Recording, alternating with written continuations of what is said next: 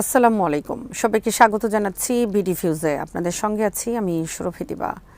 Petro dollar ব্যবস্থার উৎপত্তি হয়েছিল যুক্তরাষ্ট্র ও উপসাগরীয় আরব দেশগুলোর মধ্যে 1974 সালে স্বাক্ষরিত একটি চুক্তি থেকে।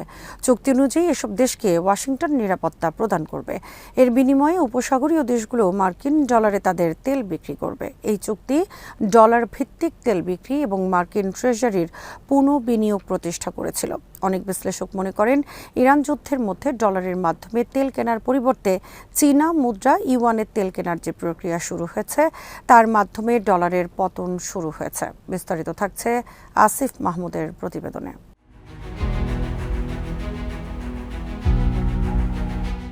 জ্বালানি তেলের মূল্য পরিশোধে বিশ্বব্যাপী ব্যবহৃত পেট্রোডলার ব্যবস্থা 1970-এর দশক থেকে প্রায় 50 বছর ধরে সফলভাবে কাজ করছে। এর মাধ্যমে যুক্তরাষ্ট্রের আর্থিক শক্তি সুসংহত হয়েছে। এই ব্যবস্থার কারণে মার্কিন সরকার এবং দেশটির জনসাধারণের জন্য ঋণের হার কম রেখেছে। ইরানে গত 28 ফেব্রুয়ারি থেকে শুরু হওয়া মার্কিন ইসরায়েলি আগ্রাসন 5 দশকের বেশি সময় ধরে কার্যকর থাকা পেট্রোডলার চুক্তি ভেঙে দিতে পারে। বিশ্লেষকরা মনে করেন ইরান হরমুজ প্রণালী দিয়ে তেল পরিবহনের জন্য চীনের মুদ্রা ইউয়ান ভিত্তিক শুল্ক আরোপ করায় এই সংঘাত বৈশ্বিক জ্বালানি লেনদেনের প্রধান মুদ্রা হিসেবে ডলারের অবস্থানকে দুর্বল করবে।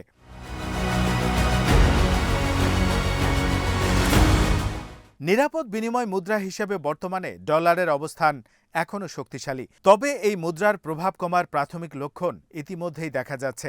তেল বিক্রিতে ইউয়ানের ব্যবহার বাড়লে পেট্রোডলারের অবস্থান ক্রমেই দুর্বল হবে। শক্তিশালী হয়ে উঠবে পেট্রো ইউয়ান। জার্মান ঋণদাতা প্রতিষ্ঠান ডয়েচে ব্যাংকের সাম্প্রতিক মূল্যায়নে ইঙ্গিত দেওয়া হয়েছে চলমান সংঘাত পেট্রো ডলারের আধিপত্যের অবসান ঘটাতে পারে, একই সাথে পেট্রো ইউয়ান ব্যবস্থার সূচনা করতে পারে। ব্যাংকটির মূল্যায়নে বলা হয়েছে চলমান সংঘাত নিরাপত্তা বিনিময়ে তেল বা পেট্রো ডলার ব্যবস্থাকে পরীক্ষা করছে।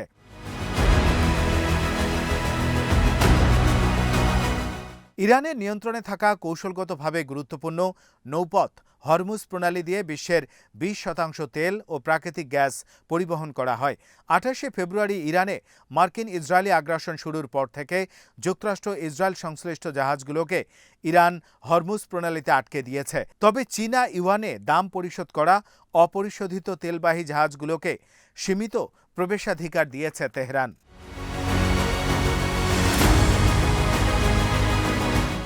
আমেরিকান বিজনেস নিউজ চ্যানেল সিএনবিসির মতে সংঘাত শুরু হওয়ার পর থেকে ইরান এই প্রণালীতে অন্তত 1,17,00,000 ব্যারেল অপরিশোধিত তেল রপ্তানি করেছে, যার প্রায় পুরোটাই পাঠানো হয়েছে চীনে। যুদ্ধ চলাকালে ইরান চীনে দৈনিক প্রায় 1.22 মিলিয়ন ব্যারেল তেল রপ্তানি করেছে, যা যুদ্ধ পূর্ববর্তী রপ্তানির হার থেকে দৈনিক 2.16 মিলিয়ন ব্যারেল থেকে কম।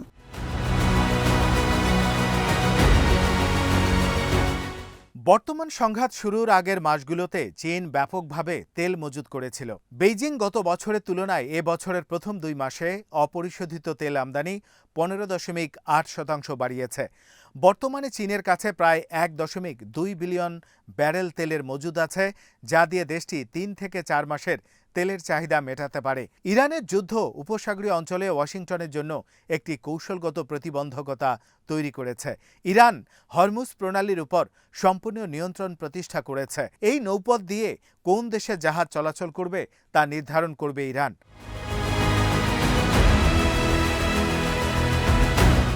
অনেক বিশ্লেষক মনে করেন উপসাগরীয় অঞ্চলে জ্বালানি তেলবাহী জাহাজ চলাচলের নিরাপত্তা নিশ্চিত করতে যুক্তরাষ্ট্রের ব্যর্থতা পেট্রোডলারের ভিত্তিকেই নড়বড়ে করে দিতে পারে। বর্তমান যুদ্ধ অনেক ধরনের বাড়তি সমস্যার জন্ম দিতে পারে। এর ফলে উপসাগরীয় দেশগুলোর অবকাঠামো এবং আন্তর্জাতিক তেল পরিবহন ব্যবস্থাকে সুরক্ষা প্রদানকারী সামুদ্রিক কার্যক্রমের উপর মার্কিন নিরাপত্তা ব্যবস্থাকে দুর্বল করে দেবে। উপসাগরীয় দেশগুলো ডলার মূল্যে বৈদেশিক সম্পদ বিনিয়োগ কমিয়ে দিতে পারে, কারণ এই অঞ্চলের সংঘাতের ফলে অর্থনৈতিক ক্ষতি তাদের পণ্যের মূল্যের উপর প্রভাব ফেলবে।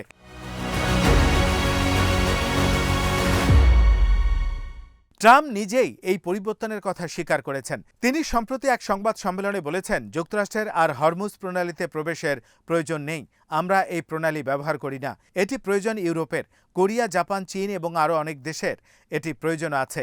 তিনি জ্বালানি সংকটে থাকা দেশগুলোকে হরমুজ প্রণালী থেকে তেল সংগ্রহ করার আহ্বান জানিয়ে বলেন, যুক্তরাষ্ট্র এ ব্যাপারে তাদেরকে কোনো সাহায্য করবে না।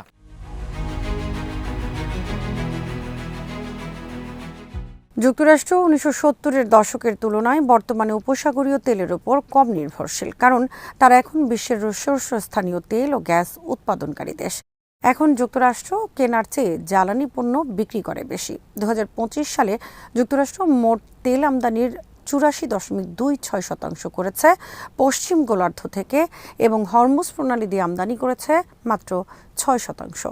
অন্যদিকে মধ্যপ্রাচ্যের তেল এশিয়ার দেশগুলোর চাহিদার প্রায় ৬০% পূরণ করে। ফলে হরমুজ প্রণালী দিয়ে জাহাজ চলাচল বন্ধ থাকলে তা সমগ্র এশিয়ার জন্য বড় ধরনের ঝুঁকি তৈরি করে।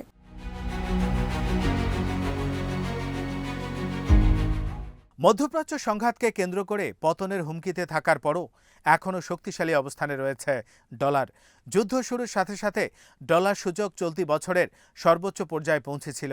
তেলের উচ্চ মূল্য আমদানিকারকদের ডলার সংগ্রহ করতে বাধ্য করছে, কারণ অপরিশোধিত তেল কেনার জন্য তাদের ডলার প্রয়োজন।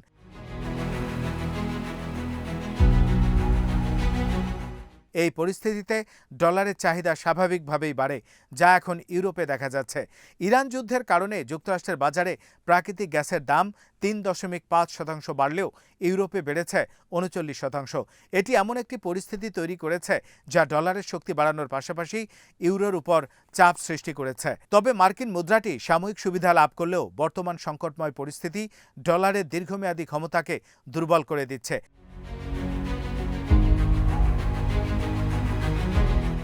বৈশ্বিক তেল রপ্তানিতে উপসাগরীয় অঞ্চলের অংশ ১৯৮০ সালের ৫৫% থেকে কমে ৩৫%-এর নিচে নেমে এসেছে।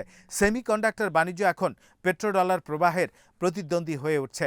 বিশেষজ্ঞদের মতে উপসাগরীয় অঞ্চলের তেলের চেয়ে কম্পিউটার চিপ এখন মার্কিন ডলারে বেশি লেনদেন হওয়া আগামীতে পেট্রোডলারের অবস্থানকে আরও হুমকিতে ফেলবে। ২০২০ এবং ২০২১ সালে করোনা মহামারীর কারণে তেলের চাহিদা কম ছিল। এখন অপরিশোধিত তেলের চেয়ে মার্কিন ডলারে বিশ্বব্যাপী বেশি রপ্তানি করা হয়েছিল ইন্টিগ্রেটেড সার্কিট, যা পেট্রোডলারের অবস্থানে উল্লেখযোগ্য পরিবর্তন আনে।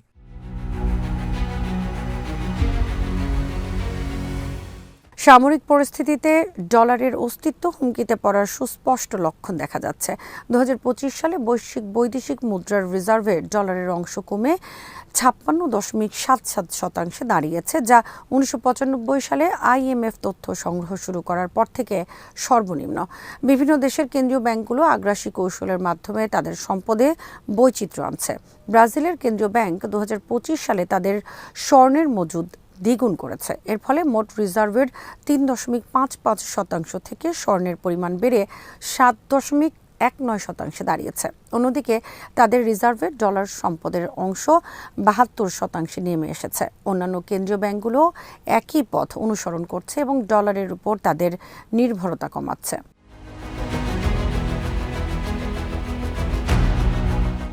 বিশ্বের প্রধান রিজার্ভ মুদ্রা হিসেবে মার্কিন ডলার তার মর্যাদা বজায় রেখেছে, কারণ এটি বৈশ্বিক রিজার্ভের ৫০%-এরও বেশি প্রতিনিধিত্ব করে।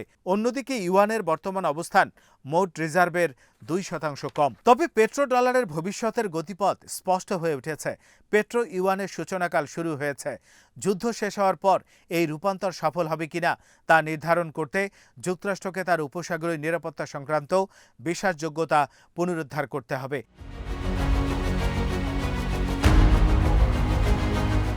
কিন্তু উভয় ক্ষেত্রেই পরিস্থিতি যুক্তরাষ্ট্রের অনুকূল নয় বলে মনে করেন অনেক বিশ্লেষক। তাদের মতে মার্কিন ডলারের বিপরীতে চীনের মুদ্রা ইউয়ান ক্রমেই শক্তিশালী হয়ে উঠছে এবং গত ৩ বছরের মধ্যে বর্তমানে সর্বোচ্চ উচ্চতায় পৌঁছে গেছে।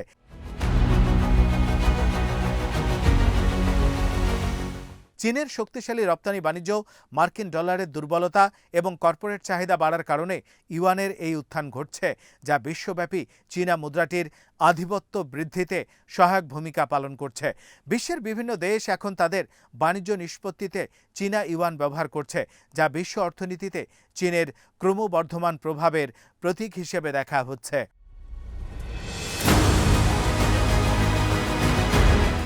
আজ এখানেই শেষ করছি। সবাই ভালো থাকুন, সুস্থ থাকুন আর দেখতে থাকুন বিডি ভিউজ। চ্যানেলটি ভালো লাগলে সাবস্ক্রাইব করুন। সংযুক্ত থাকুন আমাদের ফেসবুক পেজে। আল্লাহ হাফেজ।